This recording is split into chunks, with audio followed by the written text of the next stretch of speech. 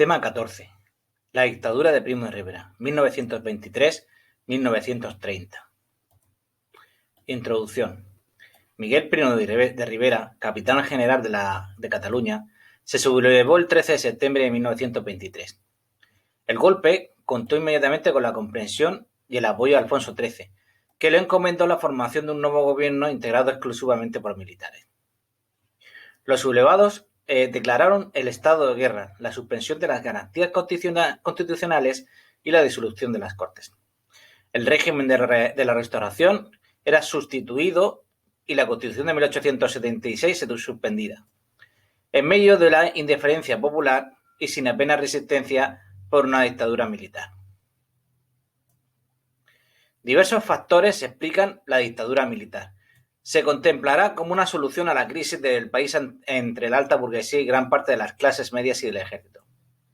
Por un lado, el fracaso y la degeneración del sistema político del turismo bipartidista, dominado por una oligarquía caciquil que había sido incapaz de democratizar el sistema político.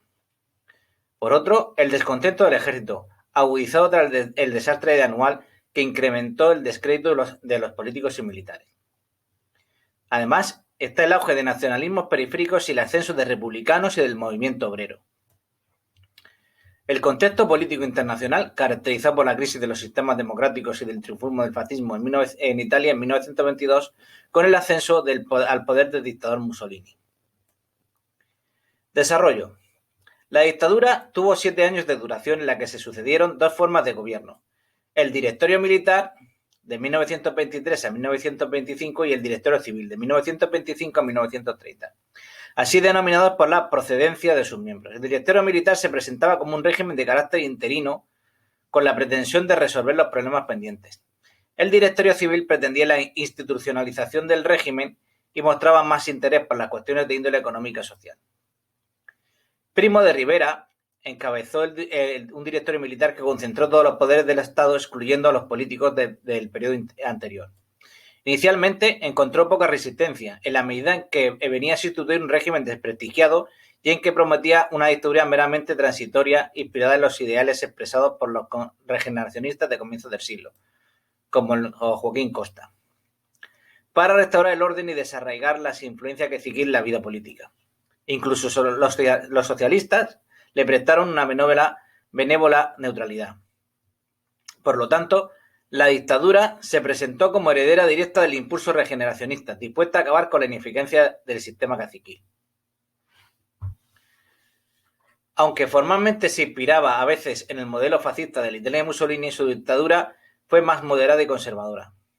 Algunos historiadores han apuntado recientemente que posiblemente lo que quería era evitar la democratización de España, ya que el último gobierno de García Prieto se había planteado grandes reformas, que podían resultar amenazadoras para ciertos sectores e intereses sociales. Durante los años del directorio militar, las primeras medidas mostraron su carácter dictatorial: suspensión del régimen constitucional, disolución de las Cortes, cese de las autoridades civiles, prohibición de las actividades de partidos políticos y de los sindicatos. Todo ello acompañado de la militarización del orden público, y se dedicó a perseguir a los anarquistas, cuyo sindicato, el CNT, fue declarado ilegal, y comunistas, a liquidar a la Mancomunidad de Cataluña, primer intento de autogobierno regional, y a reforzar el proteccionismo estatal a favor de la industria nacional y a fomentar la construcción de grandes obras públicas. Creó un nuevo partido político, la Unión Patriótica. No tenía un programa ideológico definido, cuya misión era prestar apoyo a la dictadura. La mayoría de sus afiliados procedían de filas católicas, funcionarios de la administración y caciques rurales. Su ideario entroncaba con principios como la monarquía, religión católica, la patria, la autoridad y el orden social. Uno de sus mayores éxitos consistió en consolidar la presencia española en Marruecos mediante una victoria militar que puso fin a los años de permanentes guerras y dificultades. El desembarco de Alhucemas en 1925 formó parte de una operación combinada con el ejército francés para acabar con la rebelión de las Cábilas del Rif. Si bien contradecía las ideas anteriores del dictador, fue un éxito tan significativo que animó a Primo de Rivera a institucionalizar su dictadura de forma duradera. El directorio militar dio paso al directorio civil 1925-1930, en el que el dictador intentó institucionalizar su régimen régimen con la creación de una Asamblea Nacional Consultiva en 1927. La dictadura dejaba de ser un régimen provisional para dar paso a la construcción de un régimen autoritario destinado a sustituir el régimen parlamentario. Para ello se elaboró un anteproyecto de constitución en 1829. La Asamblea tuvo carácter corporativo y autoritario y estaba compuesta por representantes de las corporaciones elegidos por sufragio indirecto, funcionarios de la administración y por representantes sociales escogidos desde el poder. Así, el sufragio universal quedó relegado al olvido. Aquel simulacro de parlamento no democrático, sin embargo, mostró la diversidad de las posiciones políticas que había entre los seguidores de la dictadura, entre católicos conservadores de viejo cuño y corporativistas autoritarios atraídos por el fascismo.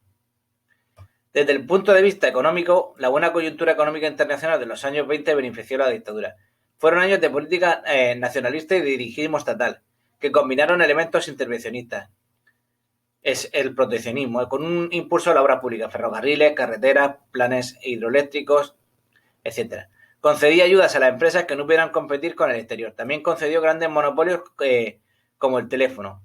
La Compañía Compañía Telefónica Nacional de España, el control del petróleo para Kansas.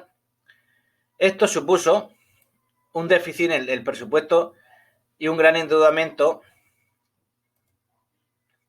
del Estado. Puso además un modelo de regulación del trabajo que pretendía eliminar los conflictos sociales mediante la intervención del Estado, la integración de los estados moderados del movimiento obrero y la represión de las fuerzas más radicales. Este fin creó la Organización Corporativa Nacional, creando comités que estaban formados por igual número de patronos y obreros. Su objetivo era la reglamentación de los salarios, de las condiciones de trabajo y la mediación en caso de conflictos laborales, encontrando apoyo en la UGT pero no en la CNT, que fue prohibida. A mediados de 1928, el régimen inició su decadencia debido al avance de la oposición, sobre todo estudiantil y militar, y las crecientes resistencias a las reformas político-institucionales.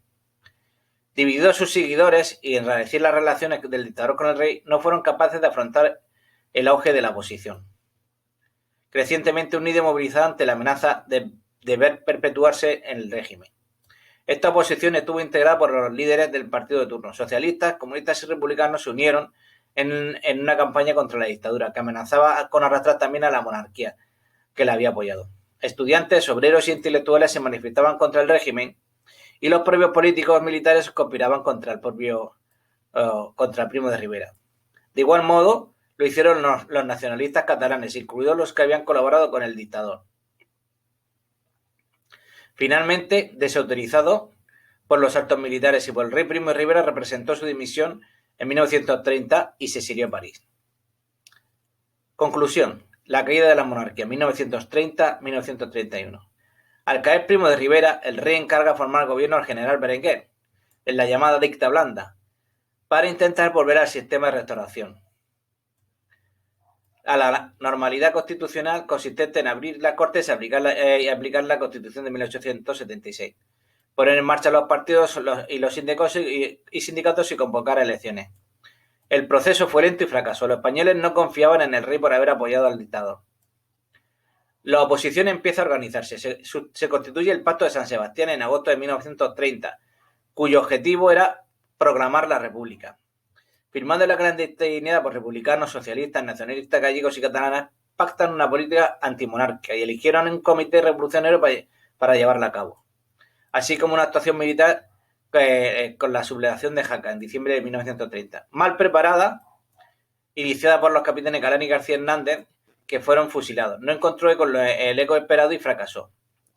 Los fusilamientos de estos desacreditó más la monarquía y provocó un aumento de la tensión política. Ese mismo año, un grupo de intelectuales encabezados por José Ortiz Gasset, Gregorio Marañón y Ramón Pérez Ayala crearon la agrupación al servicio de la República, con el objetivo de instar al resto de intelectuales a contribuir a la instauración de un régimen republicano que sustituyese a la monarquía. En febrero de 1931 se constituyó el último gobierno de la monarquía presidido por el almirante Aznar. No solucionó tampoco nada y convocó elecciones municipales para el 12 de abril, con el objetivo de sondear la opinión pública. Si ganaban los partidos monárquicos, también ganarían las elecciones generales, las primeras después de 8 años. Se presentaron como un plebiscito a favor o en contra de la monarquía. La coalición del Pacto de San Sebastián ganó en casi todas las capitales de provincia, las ciudades grandes y las zonas industriales y mineras. Este triunfo se interpretó como un rechazo a la monarquía y dio paso a la proclamación de la República el 14 de abril.